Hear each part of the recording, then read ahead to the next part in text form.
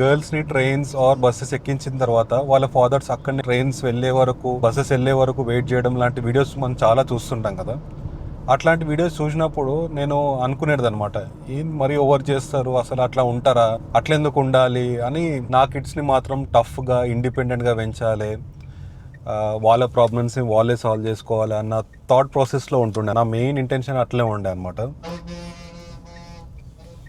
కానీ రీసెంట్గా few months back జరిగిన ఒక చిన్న ఇన్సిడెంట్ నా పర్స్పెక్టివ్ని మార్చేసింది. నా పెద్ద పాప విహానుత ట్యూషన్కి వెళ్తుంటా వేరే అపార్ట్మెంట్లో నియర్ బై. సో జనరల్గా నేను డ్రాప్ చేసి వెళ్ళిపోతుంటాను, తను లోపలికి వెళ్ళిపోతుంది. కానీ ఒక రోజు ఒక కాల్ వచ్చిందని చెప్పి అక్కడనే ఉండిపోయాను కాల్ మాట్లాడుకుంటూ. సడన్గా కొంతసేపు అయిన తర్వాత ఏడ్చుకుంటూ బయటకు వచ్చింది.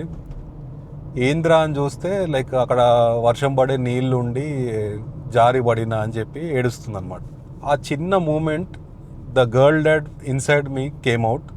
From that day I make sure తను సేఫ్గా అపార్ట్మెంట్లో ఫ్లాట్లోకి వెళ్ళడం, లోపల డ్రాప్ చేయడం, ఇట్లాంటివన్నీ చేస్తున్నాను. ఆ వీడియోస్లో చూపించే ఫాదర్స్ రియల్ ఎమోషన్, ఆ తపన, ఆ భయం నాకు అప్పుడు క్లియర్గా అర్థమైంది. పిల్లలకి ఇండిపెండెంట్గా ఆర్ ఇండిపెండెన్స్ ఇవ్వడం వేరు, వాళ్ళకి యాజ్ ఎ ఫాదర్ నేను నీ వెనుక ఉన్నా అనే ధైర్యం ఇవ్వడం వేరు అని అర్థం చేసుకున్నా. చలో మళ్ళీ కలుద్దాం.